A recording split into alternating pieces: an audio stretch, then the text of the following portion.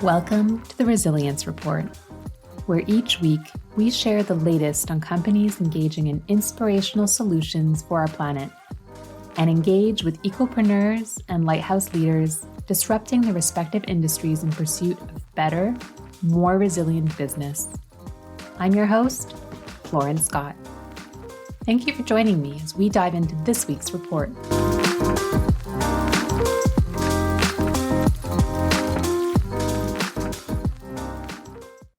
Hi, everyone. Welcome back to another episode of the Resilience Report. Today, we're going to be diving into a very specific topic that I think could be interesting for two types of people, and oftentimes two of our main buckets of listeners. We have people who are just starting their career, and then we oftentimes have people who are looking to make maybe a mid-career pivot into a values-based organization. So today, we're going to be looking at if you are someone who wants to have a career in the wellness space, maybe you should think about finding a job in the sustainability sector. This might not seem like the most direct link. However, I really had a revelation over the past couple of weeks when speaking to a former colleague, and it made me realize that this is something I should probably address with you on the Resilience Report.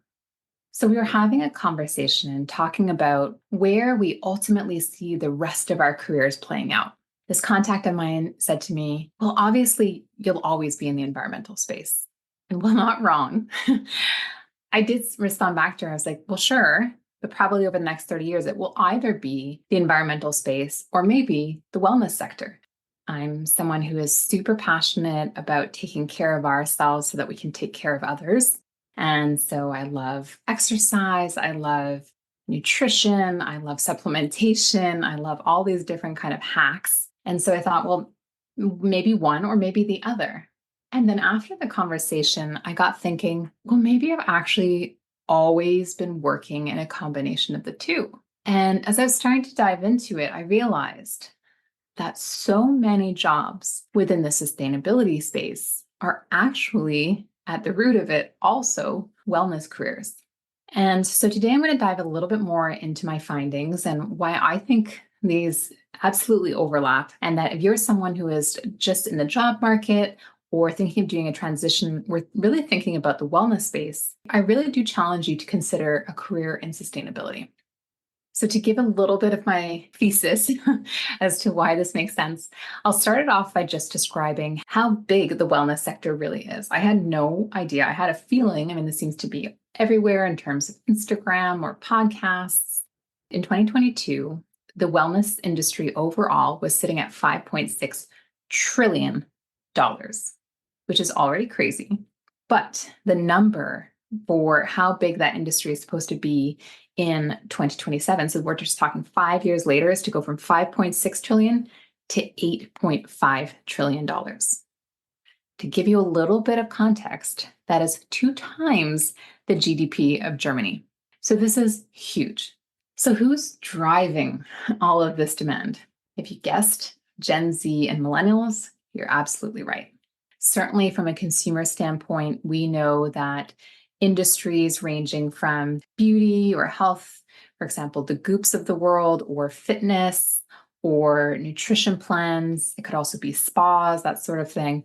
A lot of the consumer pressure is coming from the millennial and Gen Z age groups. And yes, they're asking for demand in terms of those products, but they're also asking and pushing for wellness from their employers, which brings us back to this career path.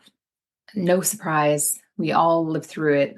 But in 2020, one of the beautiful things that came out of it was the pressure perhaps from Gen Z and millennials on employers to really consider the overall wellness of their employees.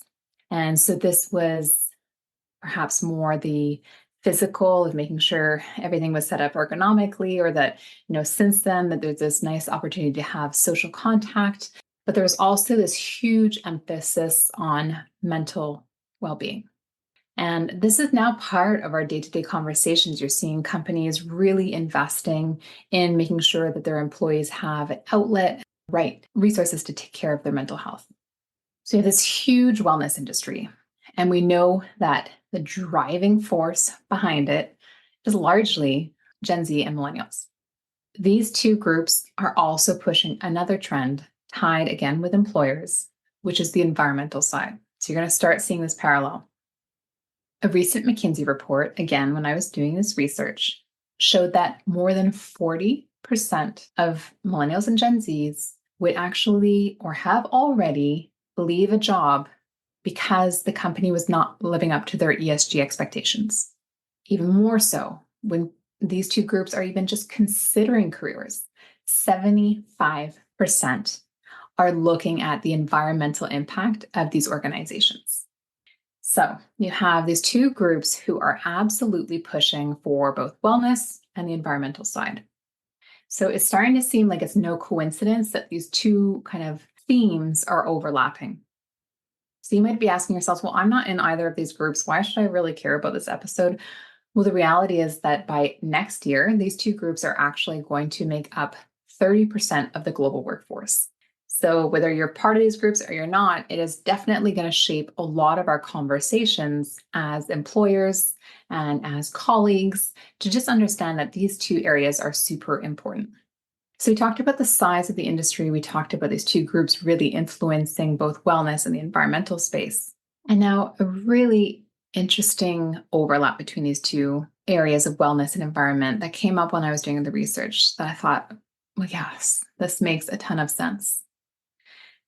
So during the pandemic, there was a lot of talk about mental health and overwhelm and anxiety and what we can do to empower people in the workforce.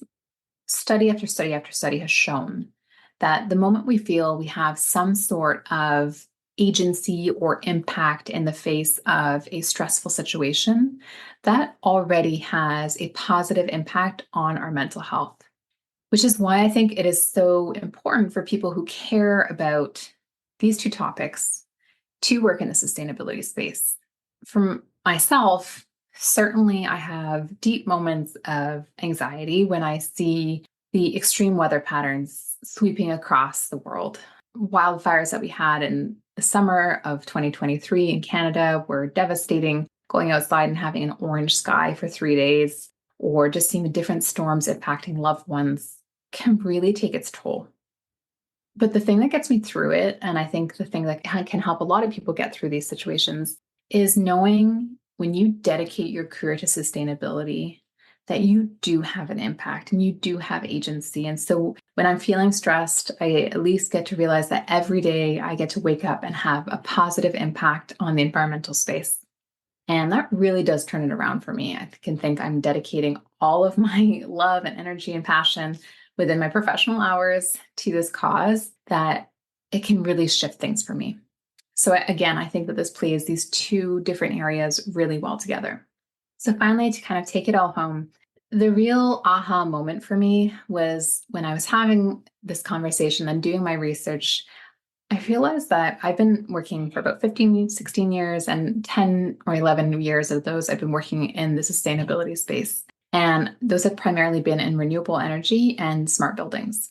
For renewable energy, the link between wellness and sustainability is quite clear in the sense that if you're using clean energy, you have less emissions. Less emissions, healthier environment. So that's a pretty direct connection. The smart building sector is probably an area, and I should emphasize, unless you're in the building industry, and then maybe you're saying, duh, Lauren, we've been talking about this for decades. But for me, it was a little bit of a wake-up call that, yes, we're focused on making buildings more energy efficient. However, we're also focused on making the built experience as healthy as possible. And why is this important?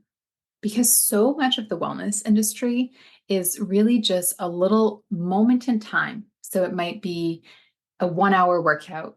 It might be a quick supplement. It might be a red light treatment for 20 minutes.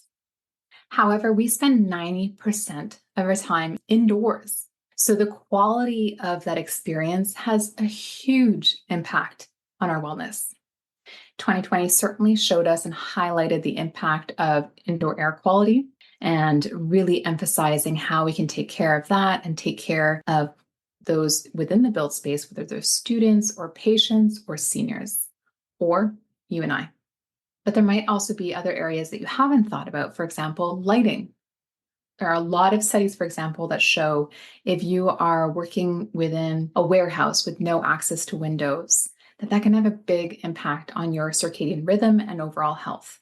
So, for example, installing lights that can mimic that daylight, that natural cycle, can have a very positive impact on our experience. So, whether it's the built space or renewables, there's certainly so many different opportunities for you to take wellness into consideration when pursuing a career in sustainability.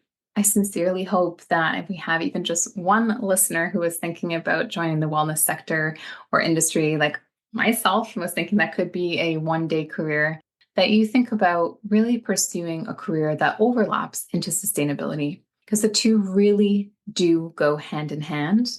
I would say that sustainability careers are this broad, overarching umbrella. And then within that, there are some beautiful wellness pieces. So there's so many different areas. It could be, go back to any of our previous episodes, it could be sustainable finance, sustainable aviation fuel, sustainable packaging. There are so many different areas that can all have this positive impact on us, both physically and mentally, and then as well as our broader ecosystem.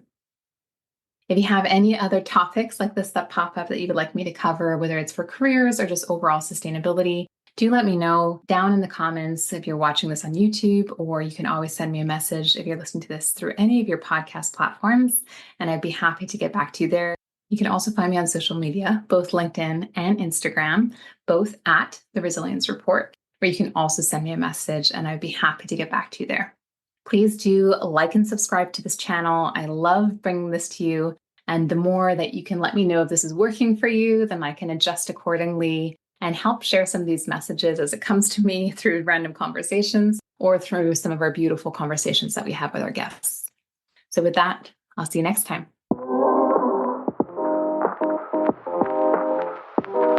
I hope that you've enjoyed this week's edition of the Resilience Report.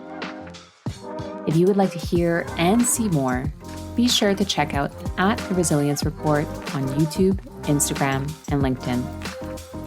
Until we connect again, remember, even on the darkest of days, we all have the opportunity to be a lighthouse for others as we collectively pursue better, more resilient business.